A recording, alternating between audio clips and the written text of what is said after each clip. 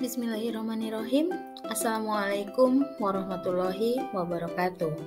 Pada video kali ini, saya akan memaparkan mengenai penanganan pembelajaran bahasa Sunda kepada siswa yang berasal dari daerah luar Jawa Barat.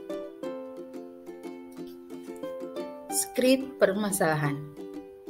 Kota Bandung saat ini bukan hanya ditempati oleh penduduk yang bersuku Sunda, namun ditempati juga oleh masyarakat dari berbagai luar pulau dan suku.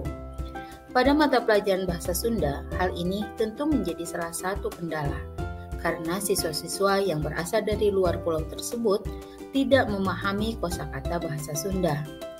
Namun tentu saja hal ini tidak menyurutkan semangat kami guru-guru bahasa Sunda untuk tetap menjalankan kewajiban yang mulia ini. Pada tahun pelajaran 2022-2023 ini, terdapat siswa yang berasal dari luar Jawa Barat.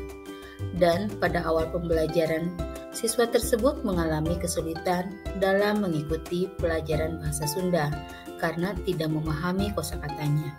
Akhirnya siswa tersebut hanya bisa terdiam di dalam kelas tatkala saya menerangkan dengan menggunakan bahasa Sunda, dan bahkan dia tidak mengerjakan tugas-tugas bahasa Sunda yang saya berikan. Tahapan penanganan. Yang pertama, pendekatan secara personal dan komunikatif. Kedua, pemberian tugas dengan aspek yang berbeda dan bertahap. Ketiga, mencampur bahasa yang digunakan ketika pembelajaran dengan bahasa Indonesia. Keempat, bertukar bahasa.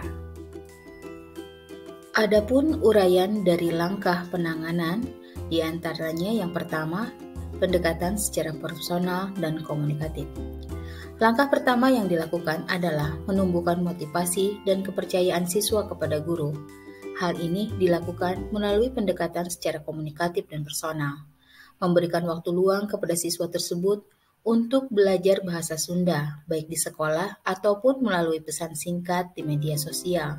Diharapkan dengan demikian tumbuh kepercayaan siswa kepada kita, sehingga motivasinya untuk mempelajari bahasa Sunda akan berkembang, yang pada akhirnya dia dapat mengerti dan menggunakan bahasa Sunda sedikit demi sedikit.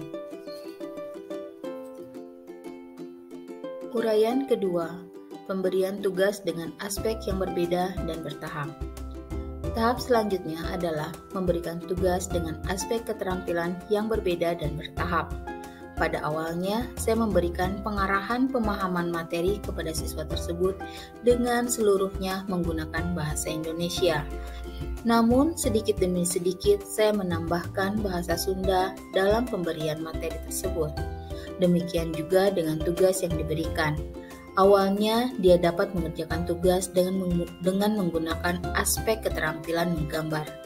Kemudian, diperbolehkan menulis dengan bahasa yang masih bercampur dengan bahasa Indonesia.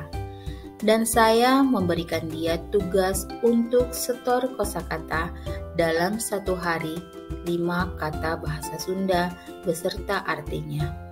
Penyetorannya bisa di sekolah ataupun melalui pesan singkat di media sosial, dan kosakata-kosakata tersebut dicatat di buku catatan bahasa Sunda untuk dia pelajari kembali. Langkah yang ketiga adalah mencampur bahasa yang digunakan ketika pembelajaran dengan bahasa Indonesia. Untuk mengatasi kemungkinan siswa-siswa tidak memahami materi dan tugas yang dijelaskan oleh saya, maka saya mencampur bahasa yang digunakan sebagai bahasa pengantar pelajaran bahasa Sunda dengan bahasa Indonesia sebagai bahasa persatuan. Bukan hanya diperuntukkan kepada siswa yang berasal dari luar pulau atau suku, namun tidak sedikit siswa yang berasal dari Jawa Barat pun tidak begitu memahami kosakata bahasa Sunda, karena bahasa Sunda saat ini telah bergeser kedudukannya dari bahasa ibu.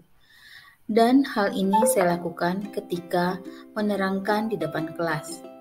Untuk penulisan media pembelajaran dan lembar kerja tetap menggunakan bahasa Sunda sepenuhnya. Langkah keempat, yaitu bertukar bahasa. Agar lebih menarik dan meninggalkan keegoisan, maka saya mengajak siswa yang berasal dari luar pulau tersebut untuk bertukar bahasa dengan saya. Hal ini saya lakukan melalui diskusi-diskusi ringan atau obrolan-obrolan keseharian saja. Namun, secara tidak langsung, mereka telah belajar sambil bermain.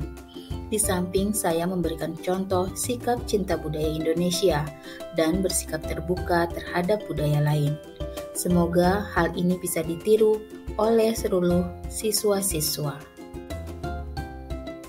Hasil penanganan. Setelahnya dilakukan berbagai langkah yang sesuai dengan tahapan penanganan masalah. Saat ini, siswa dapat mengikuti pembelajaran bahasa Sunda dengan penuh semangat. Setiap tugas yang diberikan selalu dia kerjakan. Kemampuan berbahasanya pun telah bertambah. Dia merasa percaya diri mengikuti kegiatan pembelajaran bahasa Sunda, walaupun bukan berasal dari suku Sunda. Dan yang terpenting, tumbuh rasa cinta terhadap kekayaan budaya Indonesia. Demikianlah yang dapat saya sampaikan pada pemaparan video kali ini. Semoga bermanfaat. Hatur nuhun, sampurasun. Wassalamualaikum warahmatullahi wabarakatuh.